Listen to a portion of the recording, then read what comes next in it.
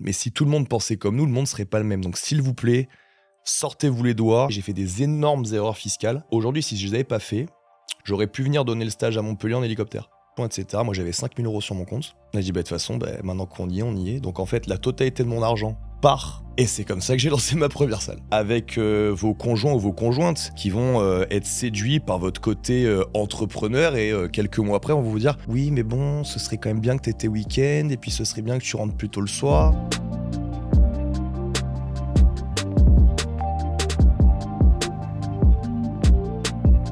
Aujourd'hui, on a le plaisir d'accueillir Guillaume Guillou. Guillaume Guillou, entrepreneur dans le sport, qui a lancé des projets qui sont intéressants. We Are Athletic, Protocole 2M.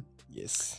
Du coup, on a le plaisir de le recevoir aujourd'hui sur le podcast Attitude. On va parler d'entrepreneuriat, on va parler de mindset, de réussite, d'échecs, tout un tas de sujets. Et puis, on va parler un peu de tout ce qui t'a amené jusqu'ici aujourd'hui. Guillaume, du coup, bonjour.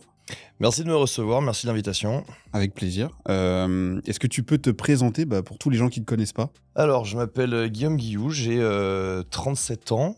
Aux dernières nouvelles, je suis papa d'un petit garçon extraordinaire de 4 ans. Et je me suis lancé à mon compte dans le sport en 2012. Avec comme particularité que j'ai choisi de faire ça parce qu'en fait, j'ai eu un déclic en 2010, en retour de voyage, où j'ai vécu une situation où je me suis dit non mais en fait, je veux pas du tout finir sur le chemin que j'ai emprunté là. Donc j'ai cherché par tous les moyens à mettre à mon compte. C'était quoi le chemin ? Au départ, moi, j'ai été formaté sur mes 20 premières années de vie à devenir militaire. Mon père est militaire, mon grand-père est militaire, mon arrière-grand-père est militaire. Je crois que le plus loin qu'on ait monté, c'est 1631. Ah ouais. Et tout le monde est militaire. Donc je suis le premier de ma lignée à pas du tout avoir été militaire. Et ce qui s'est passé, c'est que mes 20 premières années, j'ai été formaté par mes parents à ça. Et donc je passe mon bac en 2005. Je vais au CIRFA à Lyon pour faire les tests de recrutement de l'armée de terre. Tout se passe très bien, tout est ok. On me dit, monsieur Guillou, très bon dossier, E1, tatitata, donc vous serez incorporé dans l'année. Et moi, je me prenais vraiment pour ce que j'étais pas. Donc j'avais demandé un régiment de forces spéciales. Et par contre, comme j'avais une haute opinion de moi-même, je voulais rentrer par Saint-Mexan, dans l'école des sous-officiers. Donc ils m'ont dit, le dé d'incorporation, tatita. Je dis, moi j'ai le temps, je suis pas pressé. Et en fait, Sarkozy arrive au pouvoir et réduit les places d'entrée à cette école divisées par 2. Donc déjà que c'était compliqué d'y rentrer, là c'était encore plus compliqué. Et je me dis, c'est pas grave, j'ai le temps, je prends mon temps, je vais en STAPS, etc., etc. Retour à la réalité. Au bout d'un an, on me dit, écoutez, monsieur Guillou, ce serait bien pour améliorer votre dossier, voici une préparation militaire para. Et moi, je dis, pas de problème, je vais la faire. Ça s'est pas du tout passé comme prévu, c'est-à-dire que j'ai sauté et j'ai atterri sur la planète en disant, plus jamais de ma vie, je ferai para. Et comme il n'y a pas de forces spéciales qui sont pas para, je suis retourné au bureau de recrutement et j'ai dit, écoutez, c'était très sympa la préparation militaire para, mais c'est pas fait pour moi. Enlevez-moi de cette quête-là. Et j'avais demandé un autre régiment par chez moi. Et le mec me dit, écoute, ça va être super facile. Là, clairement, il y a beaucoup plus de place. Donc, t'inquiète pas, dans les 6 mois, t'es incorporé. Au bout de 6 mois, mon téléphone il sonne. Ah non, désolé, il y a toujours 400 places au lieu de 800. Donc, votre délai d'incorporation. Et là, je l'ai pas laissé finir de parler, j'ai écouté. Là, ça va faire bientôt 2 ans que j'attends. Vous pouvez prendre mon dossier, le foutre à la poubelle, terminé. Sauf que j'avais j'avais vraiment construit ma vie dans cette idée que, incessamment sous peu, j'allais prendre mon envol. Donc là, j'ai décidé de tout envoyer péter et de chercher un moyen de me mettre à travailler. Et comme j'étais déjà dans les sports de combat, j'avais mon voisin dans la cité où je vivais qui était agent de sécurité. Donc j'en parle avec ma mère. Ma mère me dit, écoute, si tu veux du boulot, le voisin, il est agent de sécu, Il m'a déjà demandé ce que tu faisais dans la vie, parce qu'il doit souvent partir avec ton sac de sport, ton équipement, etc. Souvent, il recrute des mecs, va le voir. Donc en fait, je vais toquer chez lui. Et le mec me dit, écoute, j'appelle mon patron. Et 3 jours après, j'avais un entretien. Et je bossais, je pense, fin de semaine, j'avais déjà mon contrat. Et alors, la chance que j'ai eue, c'est que là, on tombe dans l'année où, aux horizons 2007-2008, où il y a une nouvelle loi qui sort pour les agents de sécurité. Il fallait un CQP pour Oui, être c'est agent vrai. de sécurité. Exactement. Ouais, c'est tombé à cette époque-là. Et donc moi, j'ai eu la chance, en fait. En gros, il y avait 140 000 agents de sécurité en France à cette époque. Et du jour au lendemain, ils n'ont plus le droit de signer des contrats en CDI pour les gens qui avaient soit pas passé la VAE, soit qui avaient le CQP. Donc moi, ils m'ont signé un contrat, mais ils ont été dans l'obligation de m'envoyer me former tout de suite. Et donc, j'ai fait partie des premiers Français à être formés avec ce diplôme-là, ce qui m'a permis que dès qu'un boulot me saoulait, j'allais voir un autre patron, puisque j'avais le CQP. Et ça a commencé à 18 ans, 19 ans, je surveillais des McDo et des Lidl à Toulon. Et ça a fini où j'ai travaillé dans le milieu de la sécurité, du luxe, etc., dans les Alpes-Maritimes, sur Cannes, où je suis resté 2 ans. J'ai géré la sécurité de plages privées sur ma ville, où je suis originaire ailleurs. Et en fait, à cette époque-là, je pars boxer en Thaïlande. Je passe 3 mois sur une île déserte à faire de la boxe thaï, du MMA, faire exactement que ce que je veux.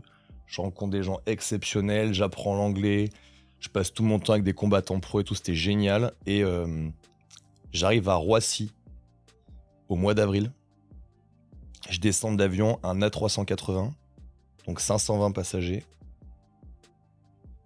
J'arrive à la police aux frontières, là. Il y a 11 portiques biométriques, 0 qui fonctionne. 2 flics à qui on devait montrer notre passeport. Et en fait, je suis resté plus de 3 heures dans la file d'attente. Et en fait, le choc était trop brutal. C'est-à-dire que 3 mois de Thaïlande, à faire que ce que je veux, mon premier voyage important de ma vie. Et en fait, quelques heures après, Roissy, 3 heures, là, à attendre, à me sentir comme du bétail. J'ai dit, mais c'est pas du tout la vie que je veux. Mon cerveau, il a explosé. Donc, je suis redescendu chez moi, j'ai quitté mon boulot et j'ai cherché à me mettre à mon compte à tout prix. Attends, parce que là, ça va un peu vite. Là, on est passé de militaire à agent de sécu et tu pars en Thaïlande. Mais il y a beaucoup de paradoxes, je trouve. Déjà, pourquoi t'as arrêté complètement cette carrière Qu'est-ce qui te plaisait pas dans l'armée? En fait, je pense que j'ai juste eu, j'ai eu un énorme coup de sang. C'est-à-dire que une fois que sur le coup des nerfs, j'ai dit prenez mon dossier, mettez-le à la poubelle, il n'y avait plus de retour possible. Et j'ai eu beaucoup de virages comme ça dans ma vie, où à un moment, je prends une décision et je sais qu'il n'y aura pas de retour en arrière. Eh ben, on y va. Mais quand tu arrives à l'armée, tu savais, avec toute ta famille, tu m'as dit tout à l'heure, en off, tu m'as dit que tu avais beaucoup de familles qui étaient dans l'armée. Donc tu savais un peu où tu mettais les pieds. Qu'est-ce qui a fait que... C'est la durée d'incorporation, en fait. Moi, j'avais vraiment... j'ai une famille où j'ai jamais manqué de rien, mais où j'ai jamais eu le plus. Et j'avais vraiment envie de prendre mon envol. Et ma situation me plaisait pas. Et de me dire que ça faisait déjà plus de 2 ans que j'attendais et qu'il fallait, que j'attende encore, ça m'a super gavé. Et puis quand j'étais jeune, déjà que je suis toujours assez impulsif à l'approche de la quarantaine, on t'imagine bien qu'en dessous de la vingtaine, c'était la même chose x10. Là, ça te fait quel âge aujourd'hui? 37. Ah ouais, ok. Mm.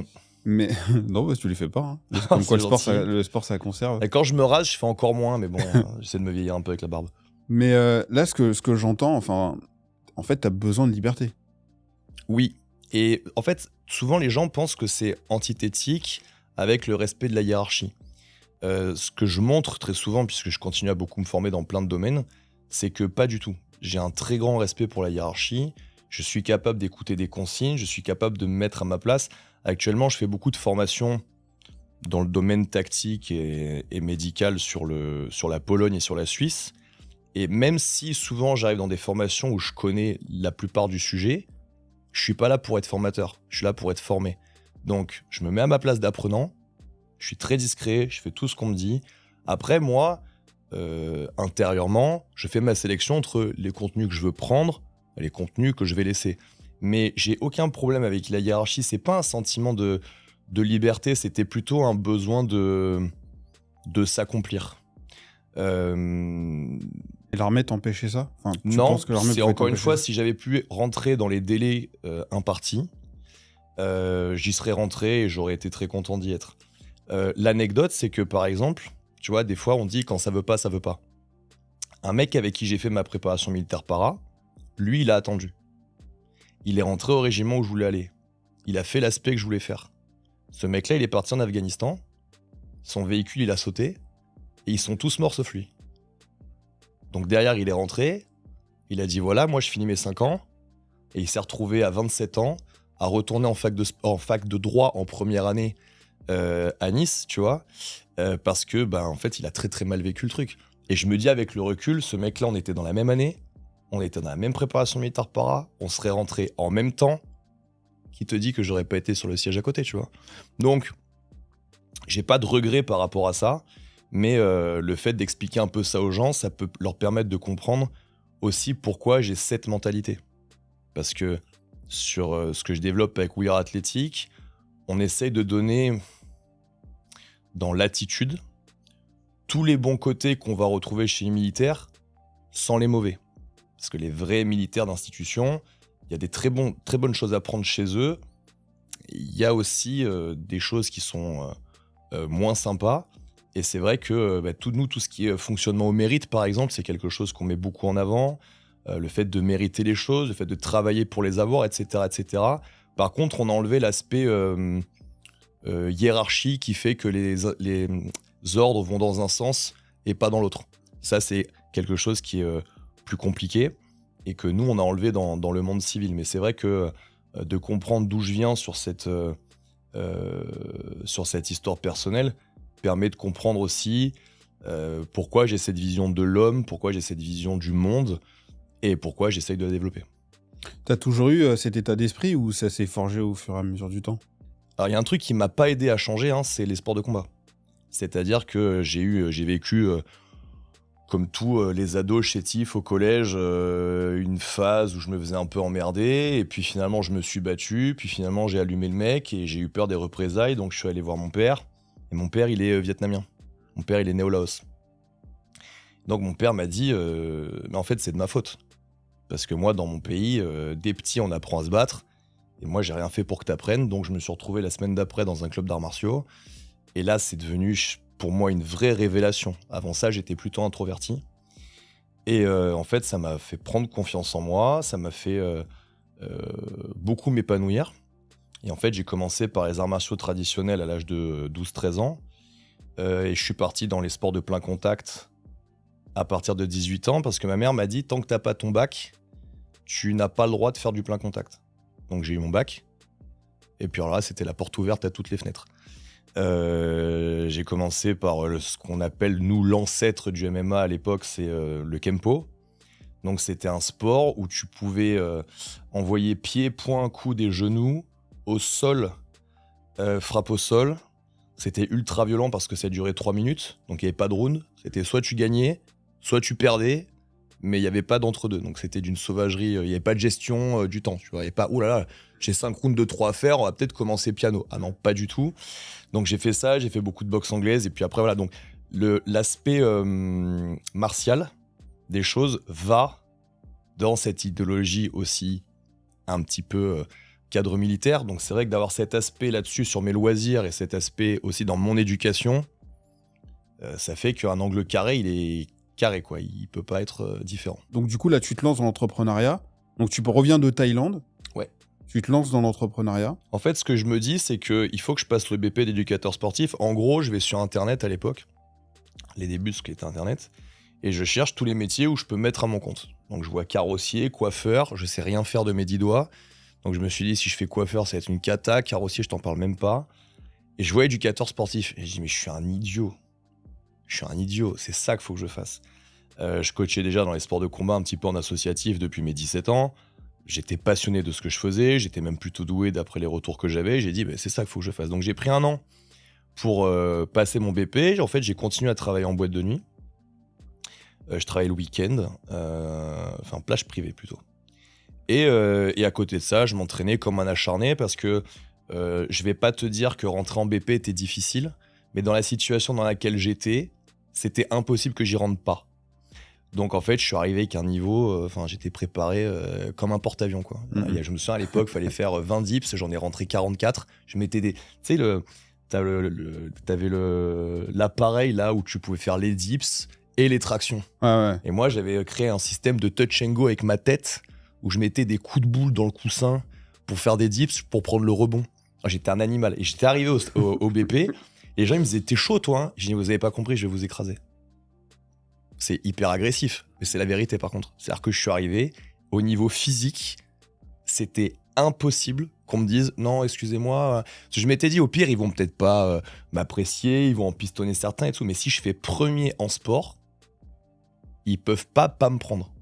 Au pire, ils vont pas me prendre en premier, pas me prendre en deuxième, mais tu peux pas prendre le meilleur mec en sport sur un BP d'éducateur sportif, mention fitness muscu, et lui dire désolé, vous avez pas le niveau. Au passage, j'avais ressorti tous mes cours de STAPS, donc j'ai été surcalé, et donc j'ai été pris, mais j'avais pris 1 an pour me préparer. Et donc de là, je passe mon BP, et en gros, j'ai une rencontre pendant mon BP qui a tout changé. Un mec que je remercierai jamais assez, dont j'ai jamais parlé, qui s'appelle Christophe Tolmer. Et en gros, j'avais dans mon relationnel des gens qui voulaient apprendre un peu à boxer, tu vois, mais pour comme ça, quoi. C'était pas ils avaient peur des clubs, etc. Donc moi, j'avais un peu de matos et je leur donnais des cours dans un square à côté d'une plage, à côté de chez moi. Et dans ce groupe-là, il y avait un prof de tennis. Et un jour, ce prof de tennis m'appelle pendant que je suis en BP. Il me dit écoute, Guillaume, il faut que je te présente un client à moi. Il a vraiment besoin d'un mec comme toi.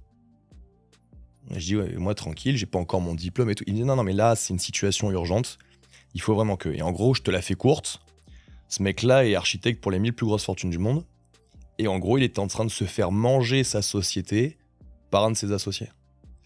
Et c'était un créateur, un artiste, donc ces gens-là quand ils sont pas bien dans leur tête, ils peuvent plus produire, ils peuvent plus créer, donc sa boîte était vraiment sur le déclin. Donc je lui propose qu'on se rencontre, au moins qu'il m'expose les faits. Donc je dis bah écoute, si tu veux on peut commencer à travailler ensemble.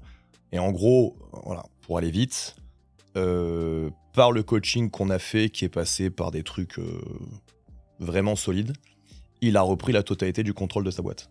Et pendant cette époque-là, il m'a demandé ce que moi je voulais faire dans ma vie. Et je lui ai dit bah moi j'aimerais bien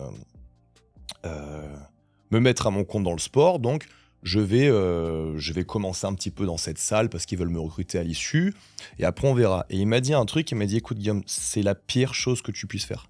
C'est-à-dire que ta vision de l'entraînement est trop différente, tu n'es pas un prof de fitness, tu apportes des choses qui sont vraiment trop de là, et écoute ce que je te dis, si tu rentres dans le moule et que tu commences à faire quelques cours, tu vas jamais t'en sortir.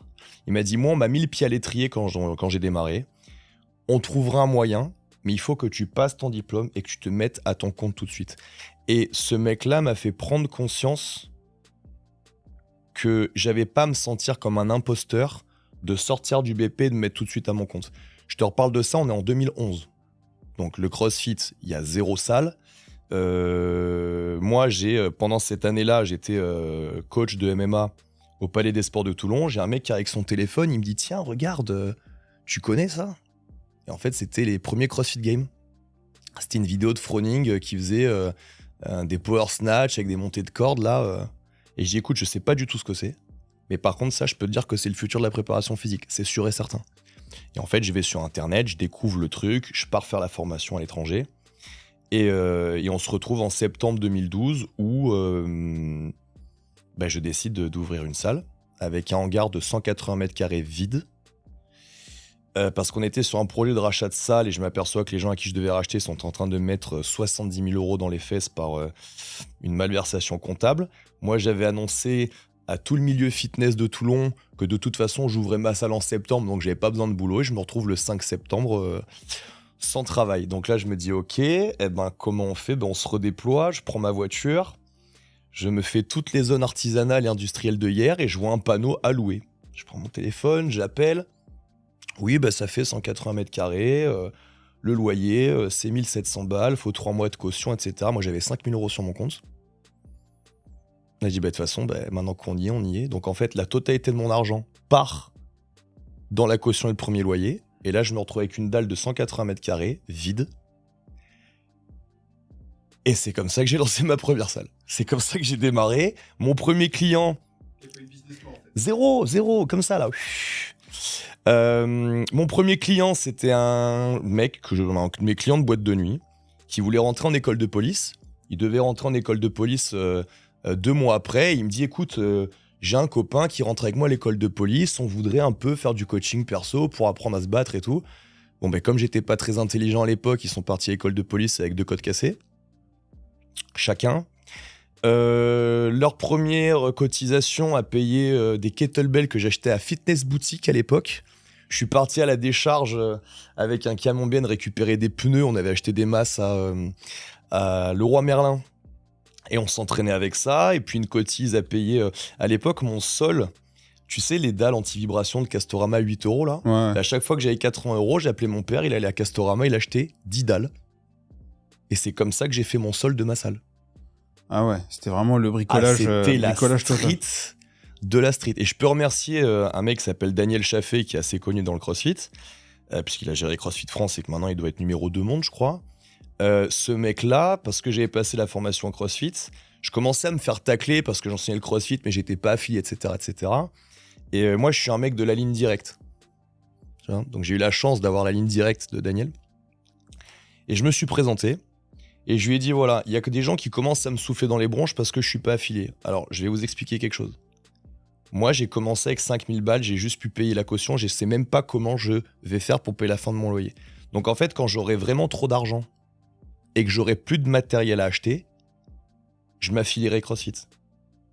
Mais je pourrais pas le faire avant parce que payer une affiliation alors que j'ai pas de barre pour faire des cours, vous comprenez bien que c'est pas dans la logique des choses. Ça, et à l'époque, il y avait les premiers French Throwdown. Il y avait les premières qualifs et il m'a dit, Guillaume, aucun problème, tu fais les qualifs comme si tu étais affilié, tu filmes comme si tu étais affilié, on reparlera de ça plus tard. Et ce mec-là, j'avais tous les affiliés, les 4 affiliés de France qui me taclaient et le big boss du truc qui me disait, vas-y, fais comme si. Et du coup, ça c'était en quelle année ? 2012-2013. Ok. Aujourd'hui, il y a combien d'adhérents dans ta salle ? Aujourd'hui, on en a 250 ou un peu plus à hier. On a, sur mon parcours, depuis là, j'ai monté 5 salles, j'en ai revendu 3. Parce que j'avais 3 salles que j'avais montées vraiment pour le business. J'avais pas d'attache particulière. Et je considère que quelque chose a de la valeur seulement quand quelqu'un veut l'acheter. Donc quand j'ai monté Grimaud, un jour, j'ai mon téléphone qui sonne, il y avait un mec qui voulait racheter. J'ai dit oui, en l'occurrence, ça m'arrangerait bien de récupérer de la trésor, donc bien sûr que j'ai vendu. Et par contre, j'ai gardé Hier et Fréjus, parce que Hier, j'y habite, et c'est mon bébé, c'est ma première salle. Et Fréjus, parce que j'ai monté ça... Alors, je suis à l'initiative de CrossFit Fréjus.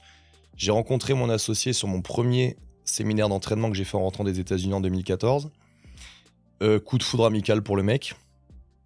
Et je lui dis, je veux monter un projet à Fréjus. Et il me dit, cool. J'ai dit, mais je vais le faire avec toi. Il m'a dit, ah non, moi lui, il était mécanicien vélo depuis 19 ans. Il m'a dit, non, moi, c'est pas mon boulot, c'est pas mon truc, je vais pas me mettre à mon compte. Je dis, d'accord, tu seras mon premier client alors, parce que comme je vais ouvrir une salle affiliée à Fréjus, tu vas pas continuer à t'entraîner dans un Globo Gym à côté. Il m'a dit, attends, bouge pas, je te rappelle. Et en fait, il a raccroché son téléphone, il en a parlé à sa femme. Et sa femme lui a dit, tu vas le faire. Donc il m'a rappelé 5 minutes après, il m'a dit, bon, ma femme veut que je le fasse. Et aujourd'hui, on a CrossFit Fréjus, qui fait, dernièrement, on a déménagé dans la salle de notre concurrent qu'on a coulé, qui fait 750 mètres carrés. C'était qui ce concurrent ? 300, CrossFit French Riviera. Là aussi, je pourrais te faire un podcast complet sur cette affaire, mais c'est très drôle. Donc on a tué la concurrence, on a récupéré leur local, donc ça, c'est la vraie piraterie. C'est-à-dire que les gens qui trouvent à 80 mètres à vol d'oiseau pour te couler, et 6-7 ans après, tu les coules et tu récupères leur local parce qu'il est mieux que le tien, là, on est vraiment dans la piraterie. Ouais, c'est très insolent. Et donc, aujourd'hui, on a plus de 300 adhérents là-bas, une salle monstrueuse qu'ils ont créée.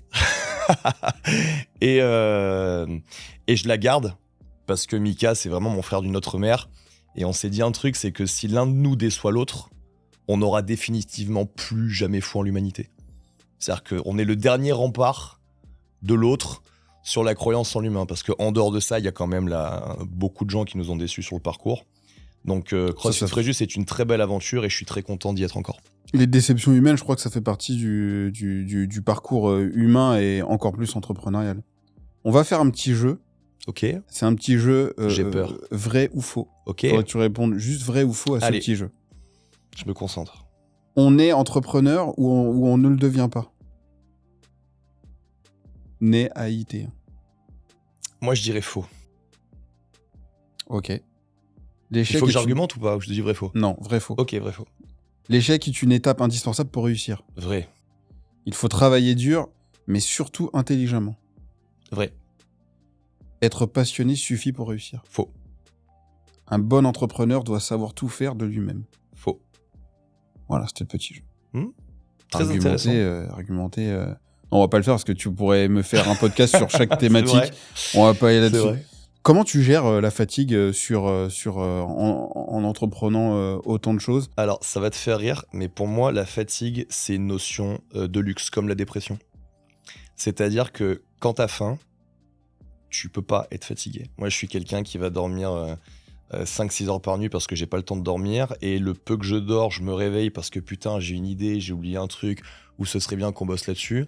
C'est un vrai problème. Et d'ailleurs, j'ai atteint mes limites physiques plusieurs fois. Ça a été assez spectaculaire parce que je m'effondre complètement et je mets 3 mois à m'en remettre. C'est aussi pour ça que j'ai arrêté la compétition en CrossFit parce que l'entraînement nécessaire pour la compétition était totalement en inadéquation avec ma vie d'entrepreneur. Et ça, c'est quelque chose que j'essaie d'inculquer, alors plus sur la branche SIFTAC de notre entreprise, où je te donne un exemple, mais les gens lambda, quand ils passent une mauvaise nuit, ils arrivent au bureau, ils font la gueule, ils sont désagréables, etc., etc. Et nous, on leur montre que s'ils sont désagréables, ça n'a aucun rapport avec le fait qu'ils aient passé une mauvaise nuit, parce qu'en fait, on les prend, on les fait dormir dehors. En général, ta première nuit dehors, tu dors pas. Ouais. Et en fait, ils se lèvent le matin, ils sont hyper heureux de vivre, et ils retournent au bureau le lundi en n'ayant pas dormi du week-end, et ils ont la banane. Et donc, il n'y a pas de corrélation entre la nuit blanche et le fait que tu sois désagréable. C'est la charge mentale de ta vie qui fait que tu es désagréable, tu vois. Donc, clairement, moi, je me suis jamais écouté, juste pour que tu comprennes à quel point ça va loin. Je t'ai raconté donc 2012 quand je me lance avec ma première salle. Très vite je m'aperçois que si je vis des deniers que je récupère, je vais jamais pouvoir développer quoi que ce soit. Donc en fait mes 3 premières années j'avais monté 3 salles parce que je fais 2012 hier, 2013 Sifour et 2014 Fréjus. Et à côté de ça je travaillais à Chronodrive de 6h à 11h pour faire les courses pour les gens. Ouais, et en même temps, je travaille en boîte le week-end. Donc en fait, ce que les gens comprennent pas, c'est que quand ils me disent qu'ils ont beaucoup travaillé pour en arriver là et qu'ils sont un peu fatigués, ils ne savent pas ce que c'est. Moi, j'ai pas pris de vacances pendant 7 ans, mais quand je dis pas de vacances, c'est pas de vacances. Actuellement, je fais 12 à 14 heures de travail par jour et je suis au travail, comme ma présence ici, 45 week-ends par an. Donc, je dis pas ça parce que je suis Superman. Ça n'a rien à voir. Je suis pas Superman du tout. Non, tu l'as dit tout à l'heure, c'est parce que t'as faim. Voilà, c'est parce que j'ai faim et c'est surtout qu'on voit tout de suite que j'ai fait des formations business, par exemple, j'en ai donné, où les gens me disent « Oui, moi aussi, je veux faire partie du 1%, j'ai les capacités pour, je suis prêt à... » T'es prêt à quoi? Ils sont prêts à quoi? Puisqu'au bout de 3 semaines, ils vous expliquent qu'ils sont fatigués. Ah non, mais ce serait bien parce que moi, tu comprends, voilà, le week-end, ben moi, j'ai prévu...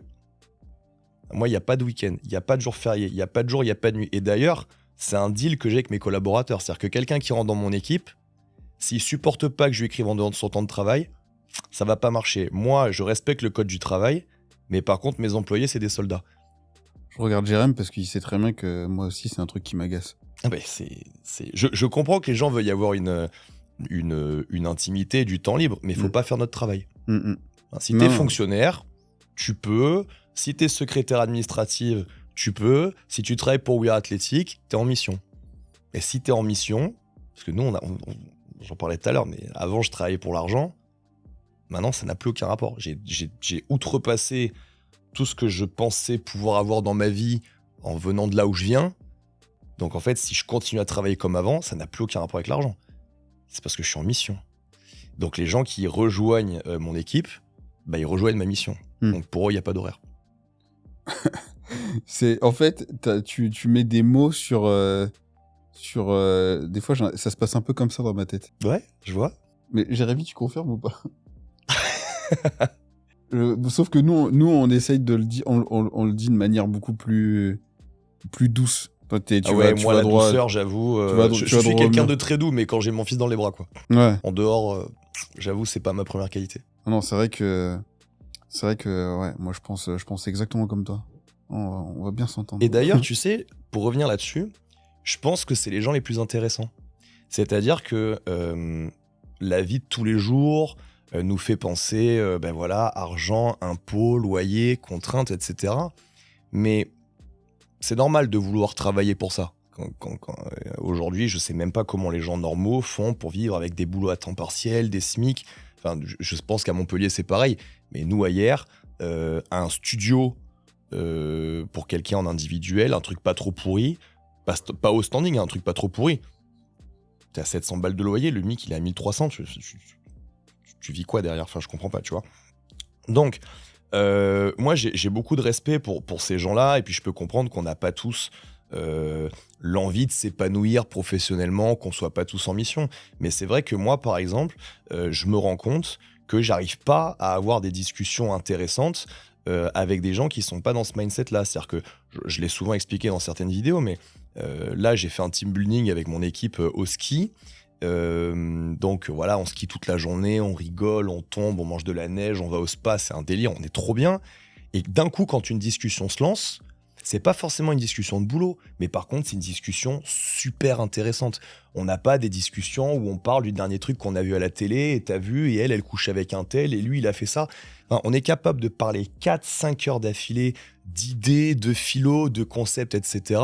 Hyper enrichissant parce qu'on pense pas tous pareil, mais parce que ces gens-là, ils sont comme moi. Hein. Et c'est vrai que dans le monde lambda, j'ai du mal à interagir avec les gens qui sont pas dans cet état d'esprit parce que très vite, les discussions tournent cucul-à-praline. En fait, moi, j'ai pas le temps. Ça m'intéresse pas, j'ai pas le temps. Toi, tu dis que t'es en mission, mais avec les gens dans mon intimité, enfin, mais les proches, quoi. Moi, je dis pas que je suis en mission, je dis que c'est la guerre. Moi, je dis c'est tous ces mots, je dis c'est la guerre. Tu veux marcher sur mon terrain, ok, c'est l'entrepreneuriat, mais c'est la guerre. On y va, tu vois. Je vais dans ton sens. On a une box qui a ouvert hier, une box concurrente. Et c'est un gars qui a fait mes formations. C'est un gars qui a fait mes compétitions. C'est un gars que je connais. Et j'ai envie de te dire, nous sommes en France. Il y a la liberté d'entreprendre. C'est totalement ok qu'il ait ouvert hier. Par contre,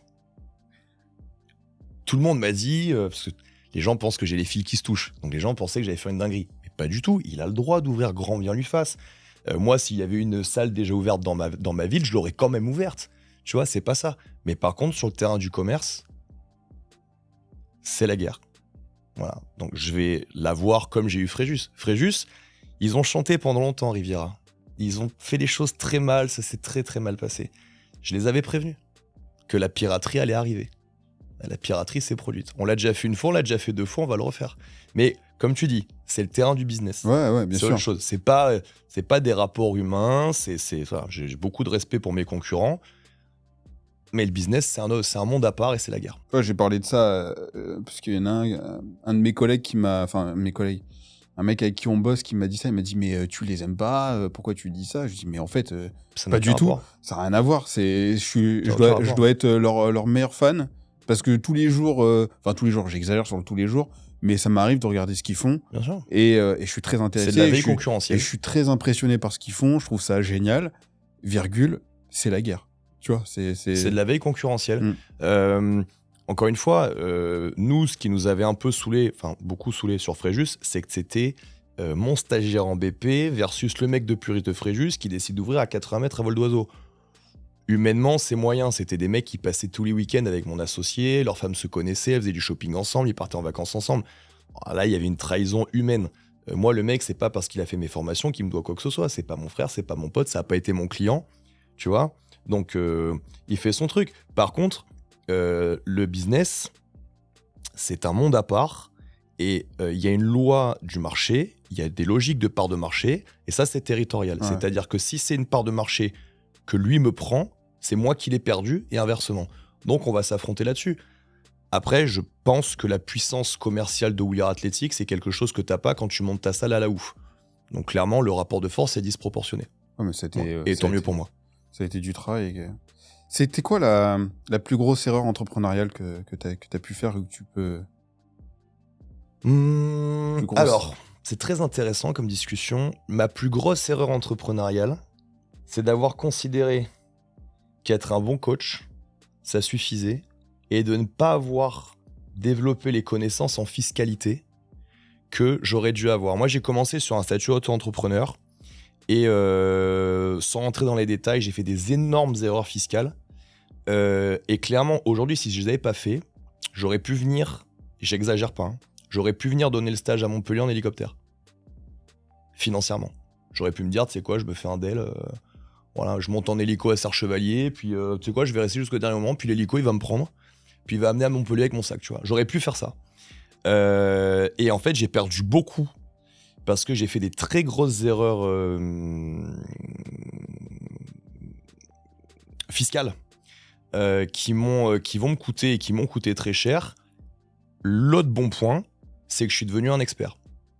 C'est-à-dire que j'ai monté 6 sociétés ces 6 derniers mois. J'ai des holdings, j'ai un montage très très rodé. Je viens d'acheter 3 biens immobiliers en 3 mois. Je suis devenu un monstre.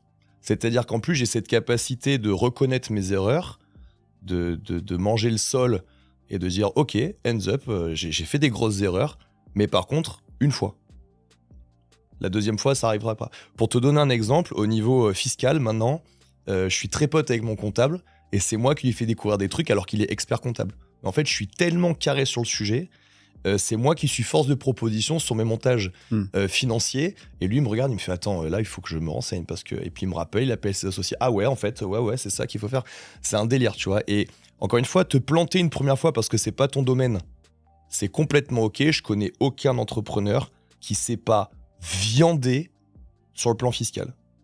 Il y a que les gens qui sont employés qui peuvent t'expliquer que oui, mais bon, si t'avais fait les choses correctement... Oui, écoute-moi, toi, tu gagnes 1300 balles, d'accord. Qu'est-ce que tu racontes? Moi, je me permets pas de juger de ta vie, mais quand t'es chef d'entreprise, ça n'a aucun rapport. Moi, j'ai été agent de sécurité, coach sportif.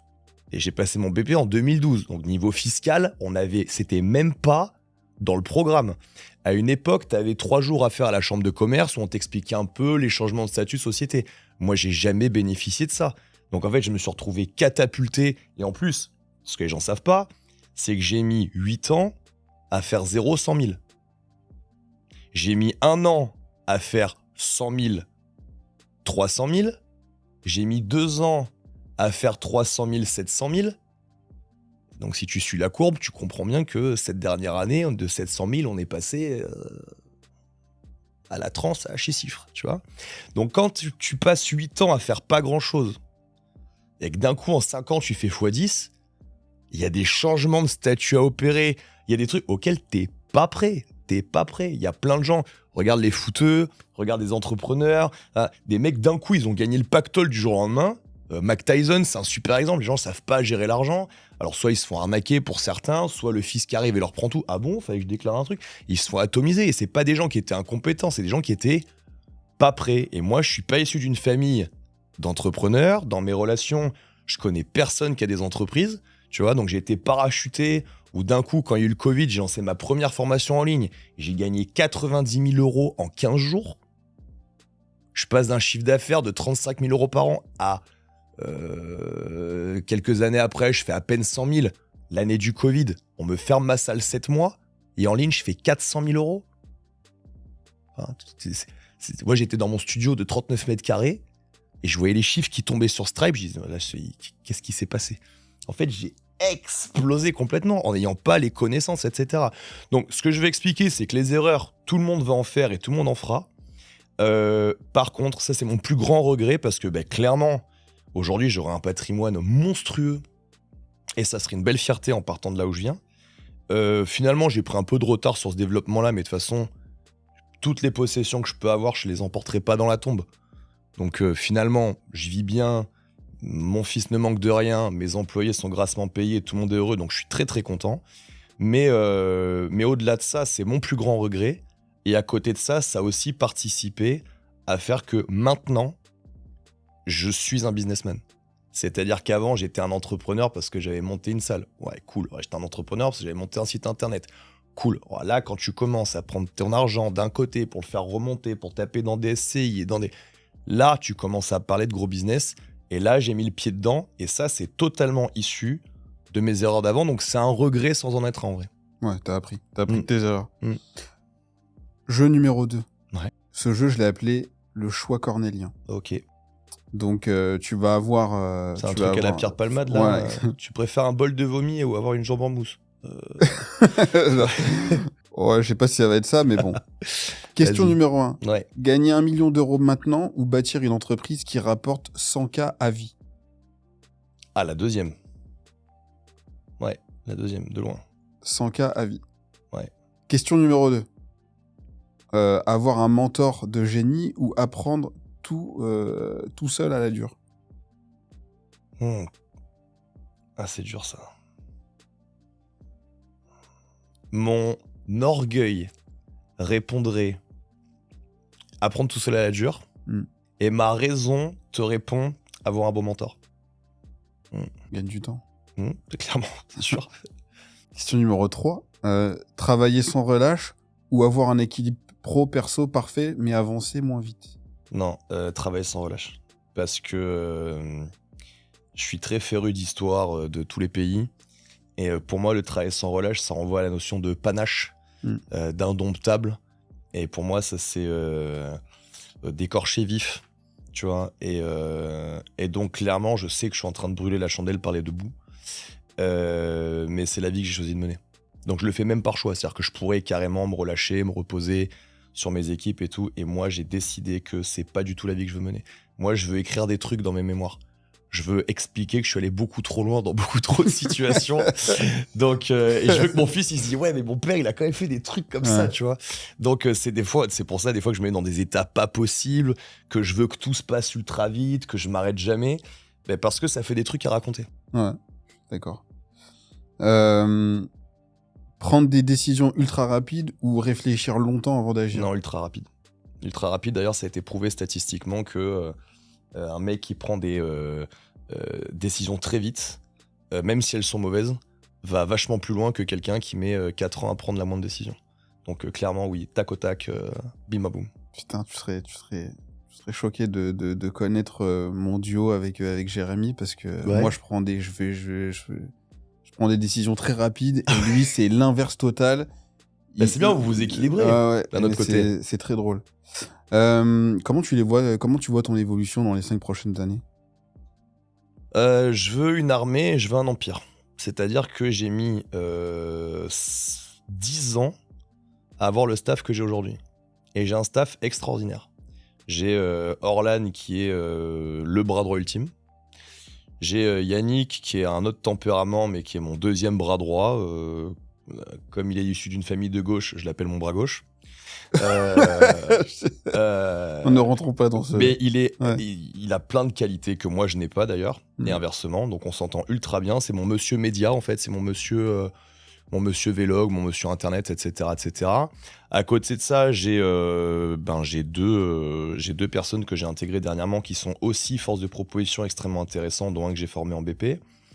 Et je pense que là, nous avons les moyens de vraiment exploser. On a monté une application qui va sortir fin du mois.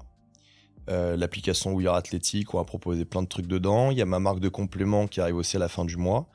Et en fait, comme je t'ai dit, je suis en mission. Donc moi, les 5 prochaines années, c'est la continuité, sauf que je crois à cette courbe exponentielle, donc qui fait que tous les ans, ça s'accélère. Donc mon but, c'est de déranger toujours plus.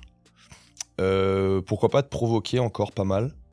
Parce que, en fait, les lignes ne bougent pas dans le statu quo. J'ai un tatouage sur le côté là que j'ai écrit, où moi je suis un fervent admirateur de la théorie du chaos. C'est-à-dire que on peut bouger les lignes que quand on explose le château de cartes. Tu vois, donc moi, je suis la grenade. Et j'arrive et j'envoie les 2 pieds. Et puis, il y a des gens qui vont se dire, oh, il est vraiment extraordinaire. Et les gens, ils disent, non, lui, il est juste marbré, je le déteste.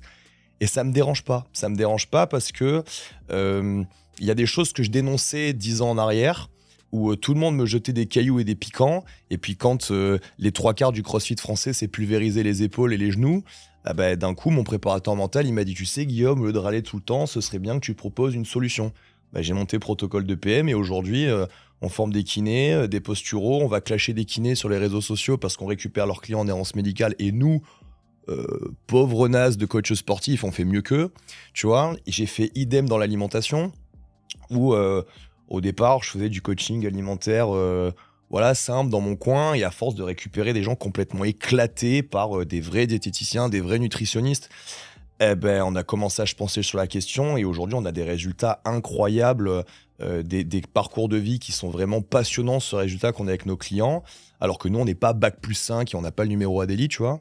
Donc, je suis le poil à gratter. C'est-à-dire qu'en plus, il faut avoir les épaules solides. Parce que quand tu fais que de l'alimentation, tu te prends la tête qu'avec les nutritionnistes et les diététiciens. Mais nous, on va taper sur tout le monde. On va taper sur la formation des forces de l'ordre parce que c'est nul et c'est pour ça qu'il y a des erreurs. On va taper sur la formation des diététiciens et des nutritionnistes parce que c'est nul et que leurs résultats sont nuls. On va faire pareil avec les kinés. Et donc, en fait, on se fait attaquer de tous les côtés. Mais d'un autre côté, on se fait connaître. Et c'est pour ça qu'on a cette expansion énorme. Aujourd'hui, alors, c'est très mal vu de parler d'argent en France, donc je vais pas le faire, mais je mets mes 2 mains à couper sur la table qu'il n'y a aucune boîte qui fait de la programmation en CrossFit qui fait la moitié de mon chiffre d'affaires actuel, avec 5 employés. J'en suis sûr et certain. Donc, c'est vraiment une énorme fierté. Et les gens pensent que tout ce que je fais, c'est pas calculé. C'est parfaitement calculé. Je sais très bien que quand je vais envoyer les 2 pieds en avant, je vais choquer tout le monde et les gens vont se dire il est complètement cinglé. Mais en fait, je ne suis pas cinglé. J'ai les épaules pour encaisser et j'ai les arguments pour argumenter. Quand je dis on fait mieux que tel corps de métier, pourquoi je peux me permettre d'annoncer ça? Parce qu'en fait, il n'y a jamais quelqu'un qui s'est dit tiens, j'ai mal au genou, je vais aller voir Guillaume Guillou. Direct là, en première intention. C'est jamais arrivé. Chaque fois, le client dans la salle de sport, il va voir son kiné, il va voir son ostéo, il va voir son généraliste, il fait une radio, une échographie, un scanner, un IRM. Exactement. Et c'est au bout de 2 ans qu'il n'a pas de solution qu'il vient vers moi. Et moi, je règle le problème en 8 semaines. Donc, je fais mieux. J'affirme, je fais mieux. Si les gens ils venaient directement vers moi et qu'ils avaient une solution mais qu'ils n'avaient pas testé un truc avant, ce serait hyper arrogant de dire que je fais mieux. Mais c'est exactement la même chose en alimentation. Les clients que j'ai en ligne, ils disent pas « Ah, j'ai des troubles du comportement alimentaire et j'ai 20 kilos à perdre. Ah je vais aller voir Guillaume Guillou. » On est tout petit dans ce monde-là. Donc ils sont allés voir psychologues, diététiciens, des gens qui ont été mis beaucoup plus en avant sur les réseaux sociaux dans le CrossFit que nous. Et au bout de 2 ans d'échec complet, ils viennent vers nous. Et nous, en 12 semaines de suivi, on règle le problème. Donc si je dis qu'on est les meilleurs, c'est parce que les gens ont testé de faire plein d'autres trucs avant de venir vers nous. Nous, on est toujours la 3e, 4e, 5e, attention. Et c'est ça qui a fait notre puissance. C'est-à-dire que nous, on est l'agence tout risque, en fait. C'est-à-dire, une fois que tu n'as plus de solution, tu dis, franchement, je l'aime pas. Hein. Mais je vais quand même tester ce qu'il fait. Et bam, ça marche. Et là, les gens, combien de messages je publie? Des gens qui me disent, écoute, Guillaume, franchement, je pouvais pas te piffrer. T'es trop arrogant, tu parles trop, tu parles ci, tu parles là.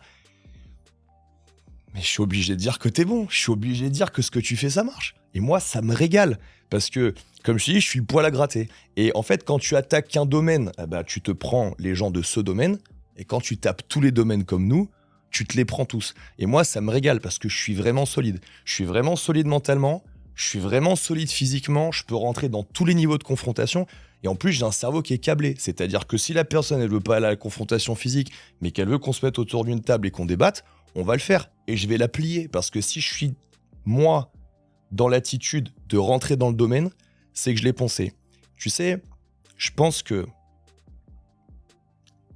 là où on peut faire la différence, c'est quand on est capable d'assumer parfaitement ce dont à quoi on est très bon, ce dont à quoi on est très mauvais. Moi, je suis très au clair sur mes faiblesses. Je manque d'intelligence émotionnelle à gogo. C'est pour ça que mon équipe m'en apporte énormément. j'ai des très grosses lacunes dans plein de domaines, même sur le plan physique. Enfin, je nage comme un caillou, j'ai peur du vide, j'ai plein de défauts, tu vois ce que je veux dire? Mais en fait, je suis capable de dire ce dont à quoi je suis très bon, parce qu'en fait, je suis hyper capable de dire ce dont à quoi je suis très mauvais. Et la plupart des gens, ils ont souvent des problèmes avec les gens qui affirment qu'ils sont bons dans un domaine, mais eux-mêmes déjà, ils acceptent pas d'affirmer qu'ils sont pas bons dans un truc. Moi, j'admire les gens qui viennent me voir et qui me disent, voilà, eh ben moi dans mon domaine, je suis un monstre. Ils l'ont pas sorti, tu sais, c'est pas comme dans le rap où le mec il fait son premier single, il arrive, ouais, moi j'arrive, je suis le boss du game. Mec, tu viens d'arriver, de quoi tu parles? Ça, c'est du rap, ça. Tu vois. Non, nous, ça fait 10 ans qu'on bosse et on s'est confronté à tout le monde. On s'est confronté à tout le monde et il y a personne qui obtient nos résultats. Jamais. C'est pas vrai. C'est pas vrai. Et les gens viennent toujours chez nous en dernier degré d'intention. Donc, je sais que ça dérange et il faut vraiment que les gens comprennent qu'on va continuer.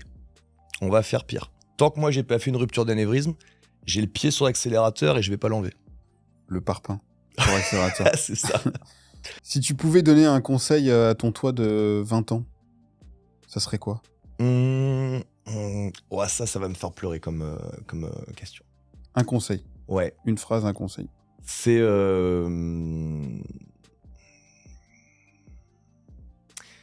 c'est prendre plus soin des gens qui le méritent. Dans ma vie, j'ai fait beaucoup de dégâts sur le plan personnel parce que comme je suis un bulldozer... Oh, c'était pas prévu ça, putain. Et c'est mon fils qui a révélé tout ça. J'étais pas prêt à ce qu'il arrive. Il était voulu, hein, on l'a fait exprès, mais j'étais pas prêt. Et ah merde. Mon fils m'a réveillé, en fait. Quand je dis que j'ai pas d'intelligence émotionnelle, c'est faux. C'est que mon vécu personnel a fait que j'ai dû l'éteindre. Et je l'ai éteint pendant 20 ans, de mes 10 à mes 30 ans. Et l'arrivée de mon fils m'a reconnecté à ça. Et en fait, je me suis repris dans la gueule. Une fois que cette intelligence émotionnelle est revenue, je me suis pris dans la gueule que parfois, par ma dureté, j'ai fait beaucoup de dégâts. Et d'un autre côté, je veux pas me trouver d'excuses, mais c'est la vie qui m'a mis dans cette situation-là. Il y a des moments où j'ai pas pu faire autrement. Et donc, je pense que si j'avais un conseil à donner à mon moi d'avant, c'est de faire plus attention à ça. Parce que on n'est pas tous câblés pareil sur le plan émotionnel et les mots qu'on dit ou les attitudes qu'on a ne résonnent pas pareil dans notre cerveau à nous que dans le cerveau de celui qui les reçoit, tu vois. Et pour moi, pendant des années, j'ai pensé que tout ce qui n'était pas comme moi était juste faible. Et c'était une très grosse erreur. Et j'ai la chance aujourd'hui d'avoir mon fils, d'avoir sa maman, Karine, d'avoir Yannick, d'avoir Orlan, qui sont les personnes qui m'ont permis d'avoir cette évolution à titre personnel, qui a d'ailleurs suivi mon évolution d'entrepreneur. C'est-à-dire que je suis devenu, à mesure que je suis devenu un meilleur entrepreneur, je suis aussi, je pense, devenu une meilleure personne. Et j'essaye aujourd'hui de garder ce côté bulldozer, mais d'en faire quelque chose de positif. Et pour mes proches, de l'être beaucoup moins. Même si on se refait pas, hein, je reste quand même dur. Non, mais ça, c'est des trucs qui se révèlent, je pense, quand on devient papa. Moi, j'ai eu beaucoup d'émotions. Enfin, je pensais être un caillou. D'ailleurs, mes potes et certains de mes proches m'appellent le caillou parce que, genre, apparemment, j'aurais pas beaucoup d'émotions. Moi aussi, je suis un handicapé des sentiments. Mais il y a des trucs qui sont révélés différents depuis que j'ai mon fils, tu vois. Quand je regarde des films, des fois, j'arrive à avoir de l'émotion sur des trucs auxquels je me dis, mais attends... De fou. Et tu vois, ce genre de moment qu'on a là, ça me serait jamais arrivé avant qu'il naisse. Jamais. Et pourtant, je suis pas triste, je suis très heureux et tout, tu vois. Mais il m'a reconnecté à cette émotion que j'avais pas. Et c'est d'ailleurs pour ça, parce que les gens interprètent mal. Moi, j'encourage tout le monde à faire des enfants. Non pas pour une question de société, de repeuplement. Moi, j'en ai rien à faire. Moi, je suis issu du côté de ma mère. C'est des immigrés italiens qui ont débarqué après la Seconde Guerre mondiale. Et du côté de mon père, c'est des immigrés, pas boat people, mais presque vietnamiens, tu vois. Donc, je suis vraiment issu de l'immigration. Moi, ça n'a aucun rapport avec ça. C'est que c'est incroyable. Moi, je me suis pris pour un homme, un dur à cuire, un guerrier toute ma vie. Mon fils, il est arrivé. J'ai assisté à l'accouchement. J'ai coupé le cordon. Je suis rentré chez moi. J'ai dit, wow, qu'est-ce qui est en train de se passer? Et là, j'ai compris instantanément que j'ai joué à l'homme toute ma vie et j'en avais jamais été un. Et franchement, les gens ont un avis sur le fait de devenir parent. Chacun a le sien. Mais je vous assure que c'est la plus belle aventure de toute une vie. Je souhaite vraiment à chaque être humain de connaître ça. Au-delà des considérations politiques ou sociétales de la vie, c'est le sens de la vie de se reproduire, c'est le sens de toute cellule. Nous sommes un amas de cellules, donc il n'y a rien de plus naturel que ça. Et franchement, ça change une vie. Vraiment, c'est quelque chose d'exceptionnel. Moi, je retire pas un mot de ce que tu dis, je pense exactement la même chose. Est-ce que, j'ai une des questions qui est intéressante là-dessus, c'est si tu devais dîner avec un entrepreneur, ça serait qui? Tu choisirais qui? Si je peux choisir n'importe qui, ce serait Bernard Tapie. Ouais. Ok.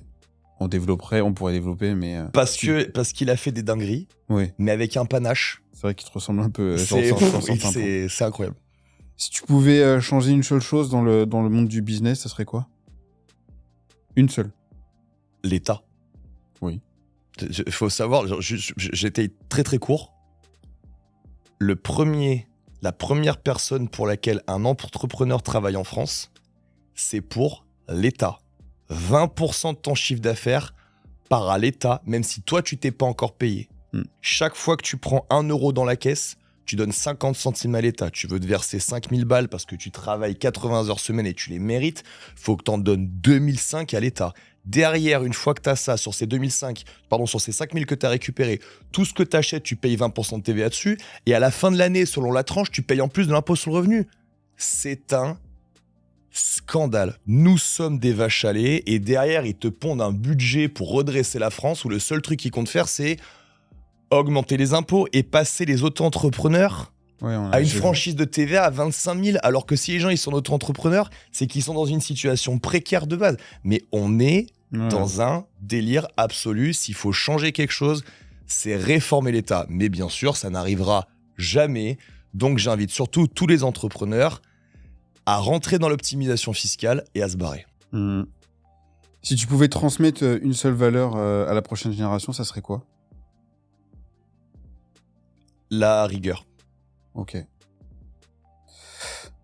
Bon, un dernier message pour ceux qui hésiteraient à se lancer dans l'entrepreneuriat. Je vais utiliser une question que tu as posée tout à l'heure. Je pense pas qu'on est entrepreneur, je pense qu'on le devient. Je pense que à partir du moment où vous voulez apporter votre pierre à l'édifice au monde, ça va passer par créer votre entreprise pour pouvoir avoir le contrôle sur votre patte, sur ce que vous voulez apporter. À partir du moment où vous voulez apporter, vous, quelque chose. Maintenant, je pense que l'univers de l'entrepreneuriat est très fantasmé et on voit les bons côtés, l'argent, le succès, le côté médiatique, etc., etc. À mon avis, c'est une belle erreur et il faut vraiment être solide. Il faut vraiment être solide. C'est une aventure exceptionnelle à vivre, mais il va falloir accepter d'être à la marge et d'être complètement incompris de ses proches.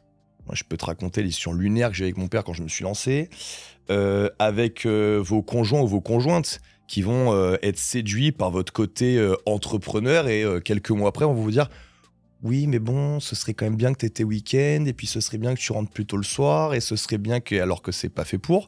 C'est aussi une mentalité qui est bizarre puisqu'on est dans l'expansion H24, donc ça pose plein de problèmes de rapports humains, de rapports de couple, etc. Je pense qu'on est… même si on n'est pas comme ça et qu'on le devient, en fait, ça touche beaucoup plus que simplement le monde de l'entreprise. On développe carrément, comme tu l'as dit très bien, une attitude complète. Et ça peut devenir très compliqué à gérer pour l'entourage. Et si vous êtes très connecté à cet entourage-là, vous risquez de beaucoup en souffrir. Donc moi, j'invite tous les gens qui veulent se lancer à y aller. Mais aujourd'hui, on est dans une trend où c'est un peu sexy de s'appeler entrepreneur parce qu'on on a un statut d'auto-entrepreneur, livreur Uber Eats. Attention, c'est dur, c'est brutal. Quand on se vautre, c'est pas la même. Quand vous prenez un redressement fiscal alors que vous êtes smicard employé, c'est pas la même que quand vous prenez un redressement fiscal et que vous avez une entreprise avec des employés et des gros CA. La moindre erreur, elle peut être fatale pour vous, votre situation, etc. Donc, gros risque, gros panache, mais j'ai envie de te dire, j'ai l'impression que c'est ce qui fait qu'on est encore un peu des humains et qu'on n'est pas complètement lobotomisé. C'est-à-dire qu'il y a encore des gens qui se lancent tête baissée, pleine carafe, qui vouent leur vie à un truc, qui comptent pas leurs heures. Dans une société, on voudrait tous être aseptisés, où il faut faire des avenants à chaque fois que tu modifies un horaire, etc., etc. Dans ce monde ultra, moi j'appelle ça le monde administratif carcéral, quoi. Il faut un CERFA pour tout. T'as l'impression d'être en prison alors que t'es dans la vie sociale. Les entrepreneurs qui veulent se lancer, il faut y aller. La France a besoin de gens qui révolutionnent les idées, qui vont au combat, qui vont au charbon, etc., etc. Mais attention, il faut se blinder. Il faut vraiment partir avec une mentalité de soldat, parce que si vous partez avec une mentalité de fonctionnaire ou de fragile, vous allez vous manger le mur, et c'est vraiment douloureux. Pareil, je retire pas une ligne, je suis tout à fait d'accord. Franchement, c'est des trucs que je dis tout le temps aux élèves et puis à tous ceux qui souhaitent se lancer, c'est le discours que j'ai. On peut te suivre où si on veut connaître un peu plus de choses sur tes projets, sur l'évolution de tes projets? Rejoignez-nous sur Instagram Guillaume-Gcoaching, notre page aussi où il y a athlétique-Watts. On a aussi une chaîne qui peut vous intéresser, YouTube, où on donne beaucoup de contenu pédagogique sur l'entraînement, la PPG, le CrossFit et plein d'autres trucs dans un format de vlog et qui commence à avoir beaucoup de succès, où on est très très content. Et encore une fois, voilà, passez nous voir à la salle, on est dans une zone super touristique. Donc si ça vous dit, descendez nous voir ailleurs à l'été, envoyez-nous un petit message avant, on sera très content de faire une séance de sport avec vous, échanger un mot. Voilà, on est... Très souvent, j'ai des gens qui, quand je les croise dans des Irox ou des trucs comme ça, me disent « Oh là là, Guillaume, j'aurais tellement aimé te saluer, mais j'ai pas osé. » En fait, vous devez comprendre moi, je voue ma vie à ce travail-là. Je fais pas l'Irox pour faire un Irox. Je fais un Irox pour voir les gens. Moi, que je fasse 1h16 ou 1h18, j'en ai rien à faire physiquement. J'ai plus rien à prouver à qui que ce soit. Donc je fais l'Irox justement pour aller voir cette communauté, pour rencontrer des gens. Donc, faut jamais hésiter à nous écrire. Pareil, sur mes réseaux sociaux, c'est moi qui réponds. Je réponds en perso à tous les gens. Là, on a coupé le téléphone pendant 1 heure. Je vais prendre mon téléphone et j'aurai 70 messages et je vais leur répondre un par un. J'ai voué ma vie à ce truc-là. J'ai décidé de faire des sacrifices monstres sur ma vie personnelle. Mais ça me régale. C'est la vie que j'ai choisi de mener. C'est un choix. C'est la mission. C'est ma mission. Donc, n'hésitez jamais à rentrer en contact avec nous. Et sachez que si votre situation actuelle ne vous va pas, il y a des solutions. Voilà. Il n'y a rien de pire que la résignation. Je suis gros, je suis pas en bonne santé, je suis pas bien dans ma peau, j'ai pas le niveau de performance que je veux, j'ai pas le mindset. Le pire truc qui peut vous arriver, c'est de dire « c'est comme ça et j'ai pas de solution ». Il y a toujours une solution. Si vous faites accompagner et que vous donnez les moyens, on a sorti des gens de situations complètement ouf et c'est vraiment le sens qu'on s'est donné. On a beaucoup reçu. Aujourd'hui, notre mission, c'est de donner. Évidemment que les choses sont souvent payantes parce qu'il faut remplir les frigos et payer les impôts. Croyez-moi que si on payait moins d'impôts, nos tarifs seraient vachement plus bas. Mais clairement, voilà, si j'avais un message à passer aux gens, c'est ne soyez jamais résignés. Tant que, comme on dit au poker, tant que j'ai une pièce, j'ai pas perdu. Donc voilà, moi, mon genou, par exemple, c'est une anecdote. J'étais en errance médicale pendant 1 an et demi sur mon genou. J'ai vu 20 spécialistes jusqu'à ce que je crée protocole de PM. Et c'est comme ça que j'ai réglé mon problème de genou. Et aujourd'hui, je fais des Irox, je cours, je me balance d'un élastique sans aucun problème. J'arrache toujours plus de 100 kilos régulièrement. Voilà, que ça soit sur de la blessure, que ça soit sur de la dépression, que ça soit sur des troubles du comportement alimentaire ou autre, s'il vous plaît, ne soyez jamais résignés. Pareil, si vous avez un business qui vous voulez vous lancer ou qui périclite, etc., regardez ce type de vidéos, partagez-les. Alors, essayez de vous entourer, de vous rapprocher de gens qui sont dans le même truc là, parce qu'en fait, on est la somme des 5 personnes avec qui on passe le plus de temps. Et si vous changez vos fréquentations, d'un coup, les solutions vont venir, votre état d'esprit va changer. Il y a toujours une solution. Moi, le message que je veux passer, c'est que par rapport à la politique actuelle, par rapport à l'état d'esprit général des gens, il y a trop de gens qui sont résignés. Et donc, nous, on arrive là comme des forces de proposition, comme des bulldozers, on passe pour des fous complets. Mais si tout le monde pensait comme nous, le monde ne serait pas le même. Donc, s'il vous plaît, sortez-vous les doigts, gardez toujours en tête que c'est possible. La solution va peut-être mettre un jour, une semaine, un mois, un an à venir, mais le chaos finit toujours par se réguler. Toujours, toujours, toujours. Et il faut juste rester actif. Merci beaucoup à Guillaume d'avoir répondu présent pour ce podcast. On vous dit à bientôt sur le podcast Attitude. Vous pourrez nous retrouver sur nos différents supports qu'on va afficher après la vidéo. Merci Guillaume. Merci sincèrement de l'invitation, c'est très agréable. C'était un plaisir pour nous aussi. Puis à bientôt. À très bientôt.